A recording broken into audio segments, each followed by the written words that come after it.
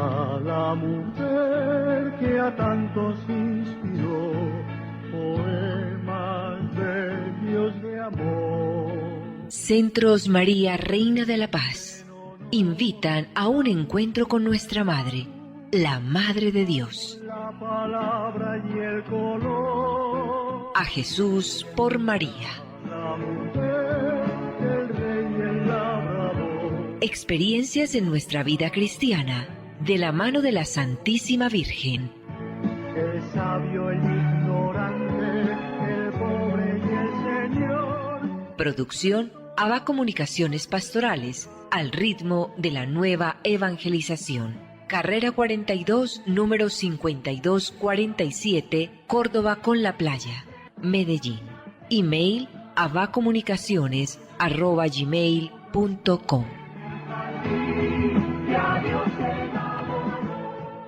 Nuestra Señora de la Paz habla al mundo. Ave María. Déjese llevar de la mano de María en el camino hacia Jesús, abriendo el corazón a su mensaje. El Señor contigo. Ave María. Vívalo y compártalo. Mensaje de Nuestra Señora María, Reina de la Paz. Queridos hijos, los vientos del mal, del odio y de la tribulación soplan sobre la tierra para destruir vidas. Por eso, el Altísimo me ha enviado a ustedes para conducirlos por el camino de la paz y de la unidad con Dios y con los hombres. Ustedes, hijitos, son mis manos extendidas. Oren, ayunen y ofrezcan sacrificios por la paz, tesoro que todo corazón anhela. Gracias por haber respondido a mi llamado.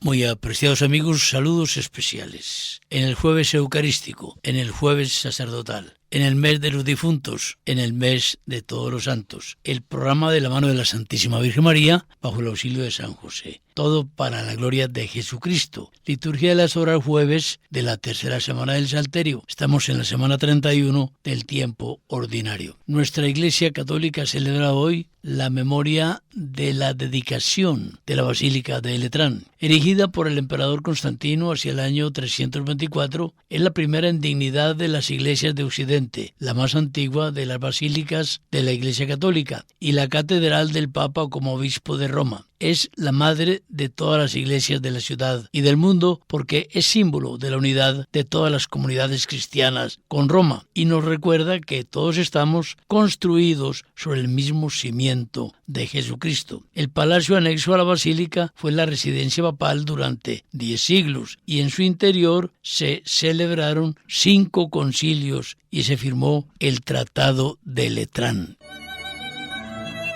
Antes de dar comienzo al cuerpo del programa, recordamos la invitación que hace a toda la comunidad la parroquia Vicaría Perpetua del Hospital San Vicente de Paúl al gran bingo gastronómico por realizarse el sábado 18 de noviembre. La donación de 20.000 pesos incluye no solamente 1 millón de premio mayor, sino una fantástica cantidad de sorpresas y muchos otros premios además. Lógicamente se tendrá la Santa Eucaristía. Bien amigos, vamos a comentar de nuevo un tema mariano con nuestro amigo Camilo Gálvez. Camilo va a presidir o dinamizar, es un organizador del gran congreso mariano que tendremos el 11 de noviembre. María, una luz de esperanza. Recordarnos, Camilo, este congreso se realiza en ¿cuál lugar en Medellín? ¿Qué tal, Orlando? Muy buenos días. Un saludo para todos los que en este momento nos están acompañando desde diferentes lugares del mundo.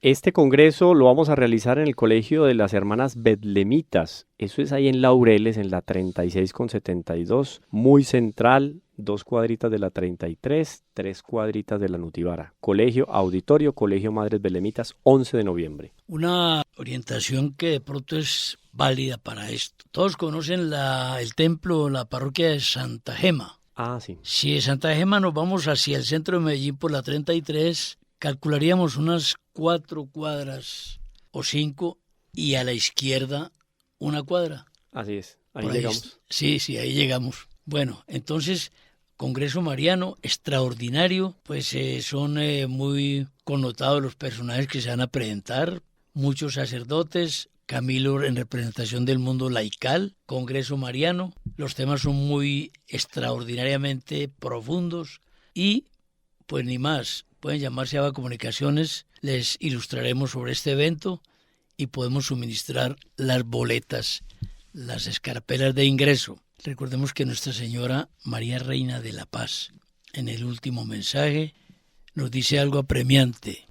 Lo que suceda en los próximos tiempos, y no habla de tiempos como por allá lejanos, sino en estos tiempos nuestros. Ya sabemos el conflicto en Medio Oriente, los conflictos de Colombia, todo aquello. Lo que sucede en el inmediato futuro, para ser más precisos, pues depende de nosotros. Y es curioso, Camilo, la Virgen sabe porque está en el cielo y porque es la mamá y porque Dios le equipara, por emplear ese término coloquial, de toda la sabiduría, sabe el futuro, sabe a qué nos estamos ateniendo y conoce nuestros peligros. Entonces nos está premiando a ser orantes, a ser ayunantes, si ese término existe, que no sea ayunantes.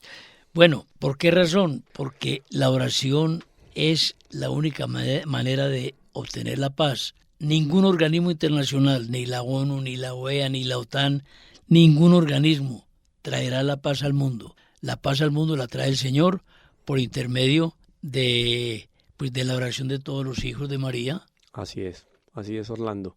Yo creo que nosotros debemos de tener como punto de referencia que la Santísima Virgen María se ubica no solo en el plano espiritual, oído. Nosotros hablamos de sociedad espiritual y hablamos de sociedad temporal. No solo en la sociedad espiritual, lo que hace referencia al respecto de la iglesia, la doctrina de la iglesia, la espiritualidad, no, va más allá del papel de la Santísima Virgen y reposa de alguna manera en la sociedad temporal. ¿Por qué? Porque si el verdadero cristiano, y hace unos días que pasamos por acá en Colombia por todo aquello de las elecciones y las votaciones, nos damos cuenta de que el verdadero y auténtico cristiano debe ser también modelo de ciudadano, modelo ejemplar dentro del Estado. Un mal ciudadano tendría que ser necesariamente un mal cristiano. Así es, tal cual.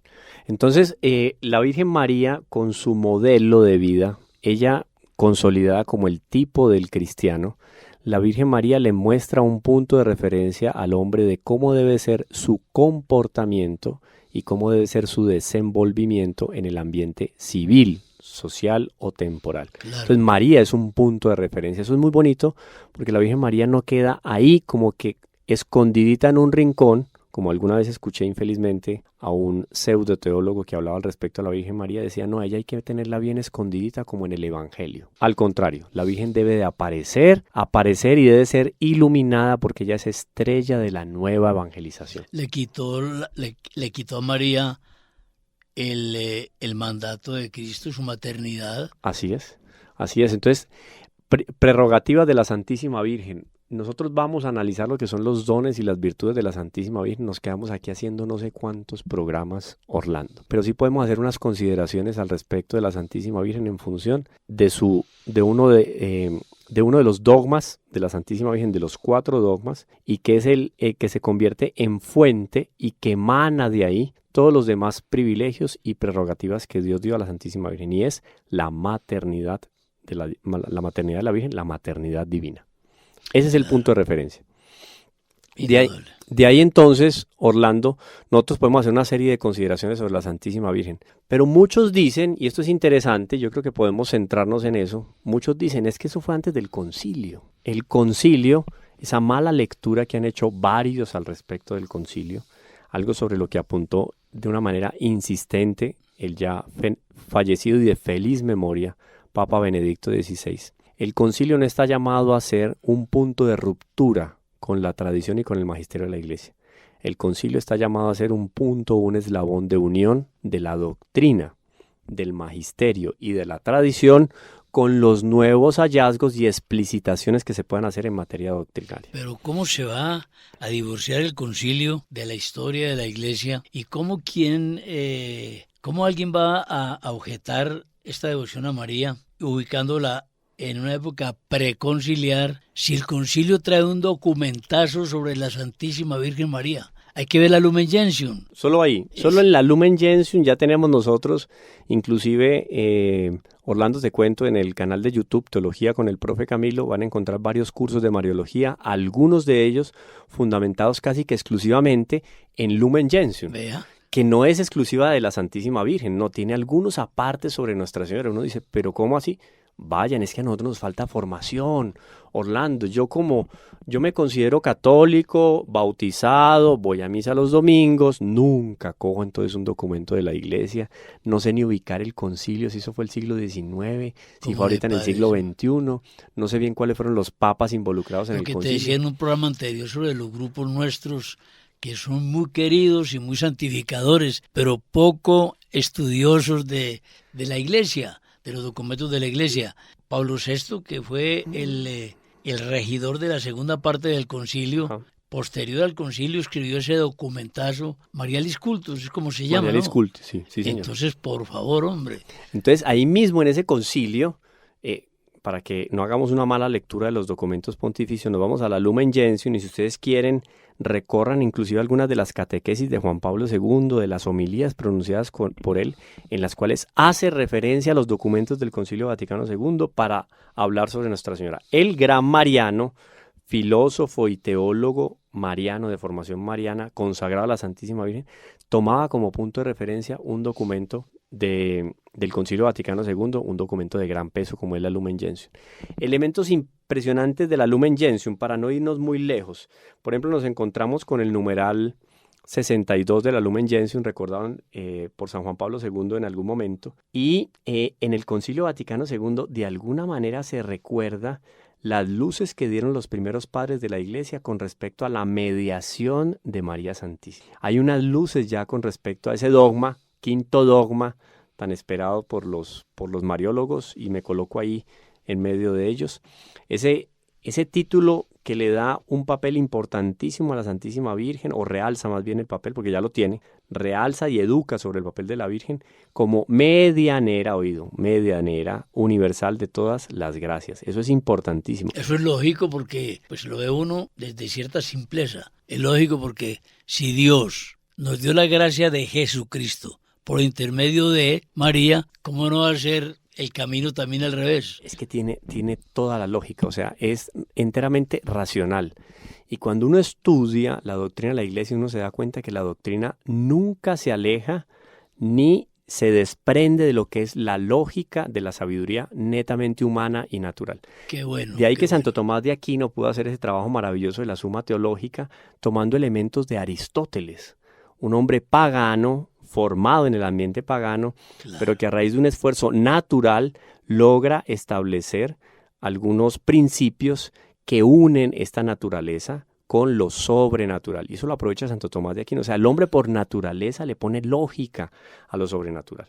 Entonces, lógicamente la Santísima Virgen está en este plano de la salvación en el cual ella es receptáculo de los pedidos y de las solicitudes que hacen los hombres y es receptáculo de las gracias que Dios da para el mundo. Por eso María es llena de gracia. Llena ella de gracia y plena de gracia, es más, que en el latín es Ave María Gratia Plena, que es más que lleno.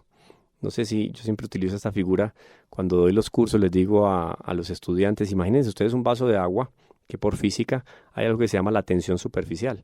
Cuando uno va llenando el vaso con agua, llega un momento en que se forma un último límite del agua, podríamos decir una última capa o tejido en el agua, que es una especie de burbujita que como que no quiere salirse del vaso. Eso es una tensión superficial Sí. que tiene el líquido. Así es. Es más que lleno porque sobrepasa Más la que lleno, capacidad. si uno se sitúa Sí. horizontalmente al No es ver plano. el borde del vaso, No es plano, está por fuera. Está por fuera. Qué O sea, comparación tan maravillosa. Nuestra Señora supera la capacidad que la naturaleza humana tiene de albergar la gracia. Eso se sale. Plenitud. Eso es una cosa y eso es plenitud. Entonces, si yo voy a hablar de una criatura que es llena de gracia, ahora hablando de esa plenitud, digamos que la Virgen María logra en su naturaleza humana, porque tiene naturaleza plenamente humana, Claro. desbordarse de gracia.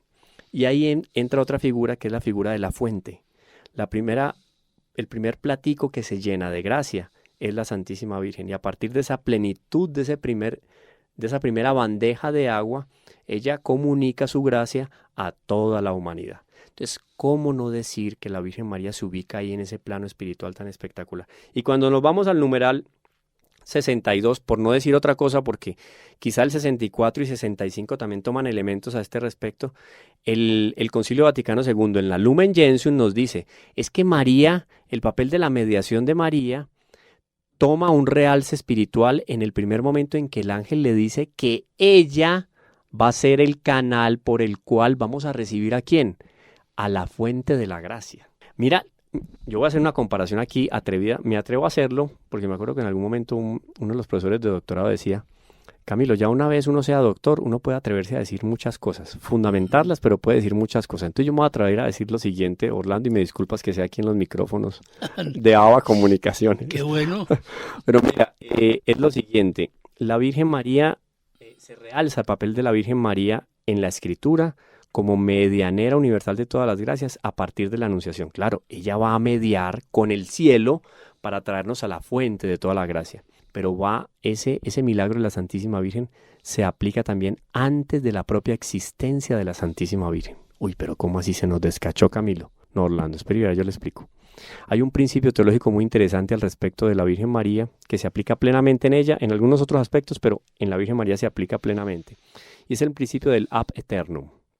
María ab eternum, desde toda la eternidad, la Virgen María, para ubicarnos nosotros temporalmente, cuando Dios dijo, que fue toda la eternidad, voy a tener a mi Hijo encarnado en medio de la naturaleza humana, cuando Él tuvo ese pensamiento, lo ubico temporalmente porque Dios está fuera del tiempo. En ese momento, ese pensamiento de todos los tiempos de Dios, incluimos todo lo que nosotros podemos visualizar de pasado, la Virgen María acompañaba ese pensamiento de Dios. Entonces, cuando Dios pensaba en la encarnación frecuente y constantemente de toda la eternidad, en ese pensamiento de la encarnación estaba María. ¿Es lógico? Es lógico. El eterno presente. Ahí está. En ese eterno presente, entonces, Orlando, la Virgen María siempre fue medianera universal de todas las gracias. Y no de una gracia, repito. Por eso la Eucaristía es el culmen de los sacramentos, porque es la fuente de toda la gracia. Entonces, si nosotros recibimos por medio de la Santísima Virgen, que no fue un capricho del ángel San Gabriel, fue un capricho, entre comillas, ¿de quién? Del propio Dios. Claro. Porque Dios podía decir perfectamente, voy y me encarno de 33 años, de 30 años. Realizo la misión pública en 3 años, listo. Muerte, resurrección y ascensión. No. Quiso involucrar a la Santísima Virgen en el plan divino de la salvación. Entonces no podemos desplazar a la Santísima Virgen y eso está cantado. ¿Está cantado dónde? En la Escritura. Está cantado en no sé cuántos concilios universales y ecuménicos a lo largo de la historia de la Iglesia, y el Concilio Vaticano II lo realza de manera especial. Vayan, por favor, todos los que nos están escuchando, Lumen Gentium, partan del numeral 62 y empiecen a leer las maravillas en torno a la Santísima Virgen. María no es un adorno dentro de la espiritualidad, María es fundamental para nosotros como cristianos. Hombre, sin ofender a nadie, creer que María no tiene esa importancia es inferir que Cristo se equivocó. Tal cual. Porque si asumimos que Cristo es Dios, y como Dios su pedagogía es infalible, ¿cómo es posible que Cristo proclame su mesianismo al pie de María en las bodas de Caná?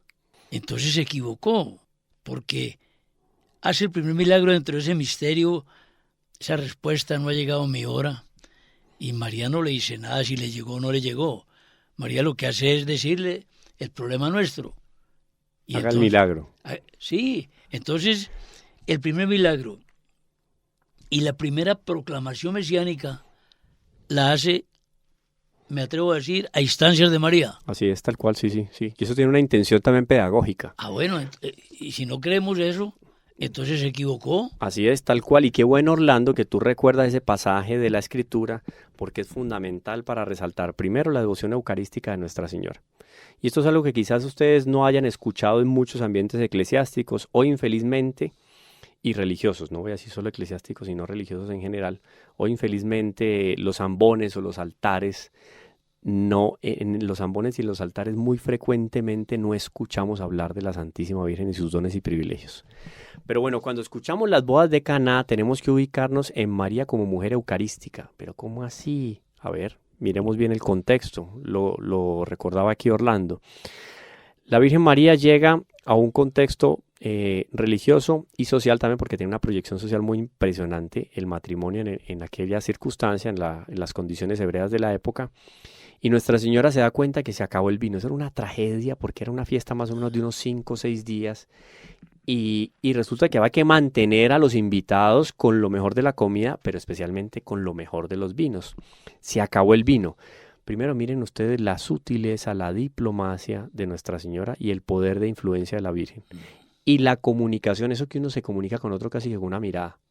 Nuestra Señora debe haber mirado a nuestro Señor y el tonito de voz de la Santísima Virgen ya le dijo a nuestro Señor todo lo que tenía que decirle. Además, siendo Dios, él ya sabía, pero conocía a Nuestra Señora. Claro. Entonces ya sabía a dónde iba la Santísima Virgen. Y ese se les acabó el vino. Miren hasta dónde iba Orlando y oyentes. El deseo de la Santísima Virgen era comulgar sacramentalmente.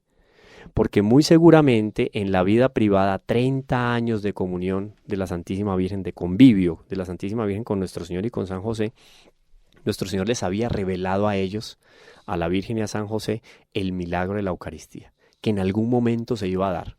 En medio del misterio les reveló esa verdad maravillosa, ese tesoro que tiene la Iglesia. Entonces la Virgen María empezó a crecer en el corazón de la Virgen María un deseo ardoroso de comulgar en aquella cena en la cual Él iba a convertir el pan y el vino en el cuerpo, sangre, alma y divinidad. Pues resulta que Caná fue el pretexto para que la Virgen le pidiera a Jesús: bueno, y entonces aquí vamos a celebrar la cena y vamos a hacer el milagro de la Eucaristía, porque la Virgen María estaba que comulgaba. Por eso la respuesta a nuestro Señor: mujer, no ha llegado mi hora. O sea, en el fondo, espera un momentico, que el milagro de la cena no va a ser ahora, sino unos añitos más adelante. Pero el deseo de la Virgen era un deseo eucarístico. Mire usted la influencia de la Santísima Virgen, mire usted la devoción sacramental de Nuestra Señora, y mire usted el poder impetratorio, o sea, de conseguir de Dios los milagros. El Señor le dijo: no ha llegado mi hora. Sin embargo, la Virgen le dijo, como que no le escuchó, o se hizo la que no escuchaba: hagan lo que Él les diga. O sea, mi hijo, mi hijito, niño, Jesucito, no sé cómo le diría, mi amor, Dios, claro. Él va a hacer el milagro. Hizo el milagro de las bodas de Caná, el vino más maravilloso de la historia, casi 300 litros. Hasta hoy en día existe la reliquia de las tinajas, eran tinajas más o menos de 100, 150 litros, claro. Más de 300 litros del mejor vino de la historia. ¿A pedido de quién? De la Virgen María, medianera universal de todas las gracias. Hombre, es extraordinaria esa concepción de la intervención y del poder de suplicante de María, ¿no? La omnipotencia suplicante. Así es. De todas formas, uno cuando escucha estas consideraciones, pues siempre va a lamentar que el tiempo se acabó. Sí. Pero es que el tiempo se acabará siempre hablando de María. Siempre, no, y yo lo hago con una intención, Orlando, ¿sabe cuál? Para que todos queden con una apetencia. Claro. Les estoy dando una degustación, y esto no es nada, de lo que nos vamos a encontrar en el Congreso Mariano el próximo 11 de noviembre. Extraordinario, esto es extraordinario. Bueno, son gracias del Señor que nos trae por acá en este programa conocimientos, verdades, y no son verdades allí a medias, sino contundentes. El Espíritu Santo se vale de nosotros, así que es. No sabemos nada, para transmitir cosas tan importantes. El Espíritu Santo es tremendo, ¿no? El Espíritu Santo va muy de la mano de la Santísima Virgen. El gran teólogo de la Iglesia, si me queda un minutico les cuento, el gran teólogo de la Iglesia, el padre Antonio Rollo Marín, que claro, muy bien lo conoce. En estos micrófonos sí, estuvo, no en este le creo, local, ¿sí? Pero sí en el anterior local que teníamos en la Congregación Mariana. Por fortuna de Dios nos tocó entrevistarlo. Impresionante, un hombre, él fue formador de mi director de seminario, Monseñor Juan Cladías, claro. Una lucidez en la doctrina impresionante, tremendo. Un hombre que llenaba estadios aquí en Colombia. Anecdóticamente cuento que es la persona, porque hay personas que hablan aceleradamente y no paran, pero vas a exprimir lo que dijeron y no se encuentra casi nada. Rollo Marín no tenía descanso al hablar, dele, pero todo tan denso que es difícil digerir un renglón de lo que hablaba. Ahí están las obras maravillosas que él tiene, el libro de Mariología que tiene sobre nuestra ciudad es impresionante, Teología Moral para los Seglares, claro. Bueno, todo lo que puede encontrar. Sí. El padre Rollo Marín, de una manera impresionante, hablando sobre la Santísima Virgen, hablaba de esa lucidez, de ese amor impresionante que la Santísima Virgen tiene, claro, para Dios Padre, Dios Hijo y Dios Espíritu Santo. Él tiene un texto muy lindo, El Gran Desconocido, sobre el Espíritu Santo, y él decía, siempre la Virgen María va entonces de la mano ¿de quién? Del Divino Espíritu Santo. Aquí lo dijimos entonces, porque es medianera de todas las gracias. ¿De dónde vienen esas gracias? ¿Quién santifica las almas? El Espíritu Santo. Yo quiero amor al Espíritu Santo, sea amante de la Santísima Virgen. Por eso es que tenemos que estar, insisto, Orlando, formarnos. Los invito al Congreso Mariano Nacional, 11 de noviembre, Colegio Betlemitas. Aquí en ABA Comunicaciones pueden encontrar los carnets para el ingreso a este evento maravilloso. Muchas gracias, Camilo Galvez. Es una fortuna haberte tenido por acá. Dios te pagará. Dios lo bendiga, Orlando. Se aproxima diciembre y desde luego que es muy grato recibir regalos y más grato todavía obsequiarlos. Pensamos que un regalo bien apropiado es algo que permite el crecimiento espiritual. Es un detalle muy delicado, además de elegante, regalar un libro. Tenemos libros muy interesantes en ABA Comunicaciones Pastorales. Por ejemplo, La consagración a San José, las maravillas de nuestro Padre espiritual, escrito por Donald Calloway, sacerdote convertido. También tenemos La transformación espiritual y otros títulos del doctor Ricardo Castañón, científico muy destacado en el mundo, también convertido a la fe católica. Igualmente ofrecemos un compendio histórico y biográfico de la sierva de Dios María de Jesús Upegui Moreno, una obra literaria bajo la autoría de la escritora Catalina Nichols Vélez. Otro importantísimo libro que podríamos obsequiar, Matemáticas de Dios, 1 más 1, 3. Las matemáticas humanas son bien distintas a las matemáticas de Dios. Este libro nos aclara la noción que tenemos nosotros de Dios, nos aclara muchos aspectos de nuestro comportamiento cristiano. Es escrito por el jesuita Juan Clímaco Villegas. Otra obra literaria muy importante, El afán de cada día, por el padre Alexander Pareja Botero. Quien tenga esta obra puede recorrer los 3 ciclos litúrgicos que emplea la Iglesia para nuestras fiestas dominicales. De la mano de San José, vamos a decirle a la Santísima Virgen María con un gran cariño.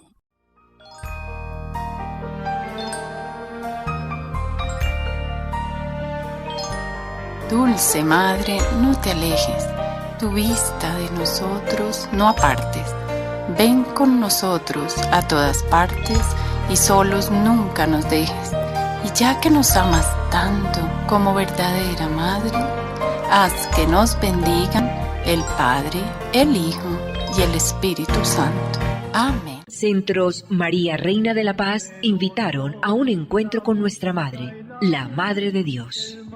La palabra y el color. A Jesús por María. La mujer, el rey y el labrador. Experiencias en nuestra vida cristiana, de la mano de la Santísima Virgen. El sabio, el ignorante, el pobre y el Señor. Producción ABA Comunicaciones Pastorales, al ritmo de la nueva evangelización. Carrera 42, número 5247, Córdoba con la Playa, Medellín. Ya Dios se va.